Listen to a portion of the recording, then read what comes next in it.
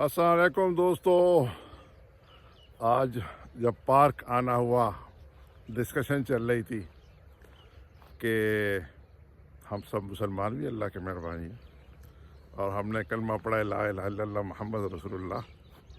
ہم ڈاکٹر بھی ہیں, انجینئر بھی ہیں, کاروبار بھی ہے ہمارے, ہم استاد بھی ہیں, ہم لیبر بھی ہیں, ہم مستری بھی ہیں, لیکن سب سے پہلے ہم مسلمان بھی تو ہیں. تو جب ہم مسلمان ہیں اور دین ہمارا مذہب ہے تو جو ہمارا سب سے بڑا ایسٹ ہے اس میں ہم اتنے ایکسٹریمزم کیوں دکھاتے ہیں؟ ہم چھوٹی چھوٹی باتوں پہ ایک دوسرے کے ساتھ الجھتے کیوں ہیں؟ یہ ہے آج کا ٹاپک. پہلے تو میں نے سوچا کہ شاید میری اوقات سے کافی اوپر ہے اور کیا مجھے اس پہ بات کرنی چاہیے یا نہیں. پھر خیال آیا کہ کیوں نہ, جب ہم مسلمان ہیں تو ہمیں اس پہ ضرور بات کرنی ہے اور سیکھنا ہے کہ کیوں ہم آپس میں چھوٹی چھوٹی باتوں میں الجھتے ہیں.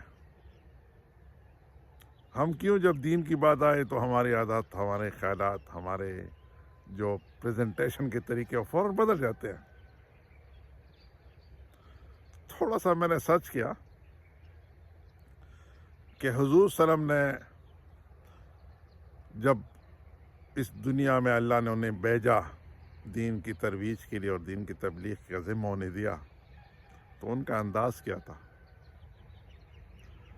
تو میں نے جب سرچ کیا تو مجھے پتہ ہی چلا کہ حضور نے جب 13 سال صلی اللہ علیہ وسلم نے مکی زندگی جو ان کی تھی نبوت کے بعد, اس میں تو انہوں نے بڑا صبر اور برداشت کیا. ان کے پریزنٹ کرنے کا طریقہ حکمت اور دانائی کا تھا, صبر و تحمل اور تدبیر اور تکبیر سے تھا. کیا انہوں نے بحث کی تھی؟ نہیں, انہوں نے تو کفار کی بات سنی, اپنی بھی سنائی, دلیل سے بات کی. جب حضور طائف گئے, طائف کے لوگوں نے آپ کو کیا کیا تکالیف دی صلی اللہ علیہ وسلم کو. آپ نے بدعا نہیں دی بلکہ الٹا ان کی بھلائی کی دعا کی. آپ کو معلوم ہے کہ طائف میں حضور صلی اللہ علیہ وسلم کو بہت ہی تکالیف دی گئی. پھر جب آپ مدینہ تشریف لے گئے, اور یاد رکھنا کہ مدینہ میں حکومت بنانے کے باوجود بھی حضور کی ساری جو ان کی جو نمونہ تھا پریزنٹیشن کا وہ حکمت اور دانائی سے تھا, بھرپور تھا, وہ محبت اور پیار سے بھرا ہوا تھا. تو جو دین ہم تک پہنچی یہ تو حکمت, محبت اور پیار سے پہنچا, رادر دین لڑائی اور جھگڑوں سے اور شدت پسندی سے نہیں. تو آج کے پاکستان کا کیا چیلنج ہے؟ کیا آج کا ہمارے جو خدا داد پاکستان ہے یہ حضور کے ان طریقوں پہ, حضور کے ان اطوار کو, حضور کے وہ جو پیغامات ہیں اور جس طرح یہ دین حضور نے ہم تک پہنچایا اس پہ چلنے والے ہیں؟ تو جواب ہے کہ نہیں. کمی پھر کس چیز کی ہے؟ حکمت و دانائی کی کمی ہے, بحث و تکرار بہت زیادہ, مکالمے اور شعور کی کمی ہے.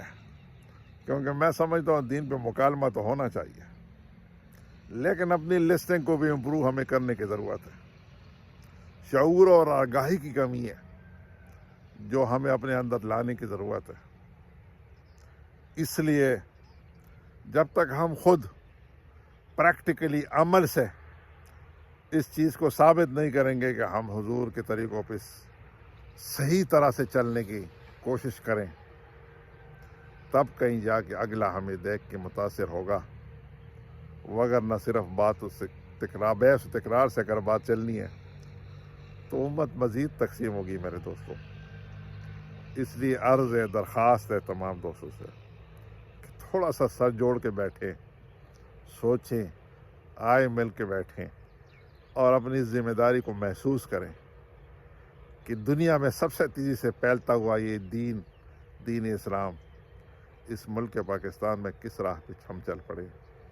کہیں ایسا تو نہیں کہ ہمارے معاملات, ہمارے اطوار, ہمارے طور طریقے اسے نقصان پہنچا رہے ہیں۔ آئیں مل کے فیصلہ کریں، عہد کریں آپس میں کہ ہم نے ایک دوسرے کے ساتھ بھائی چارے کو بڑھانا ہے، فرقہ واریت کے گفتگو سے نکل کے اجتماعیت پہ آنا ہے، کامن پوائنٹ ایجنڈا پہ آگے بڑھ کے اپنے بھائی چارے کو بہتر بنانا ہے اور اپنے معاملات کو درست کرنا ہے، اور انشاءاللہ خوشی، سکون اور اپنی پریزنسی کو آگے بڑھانا ہے۔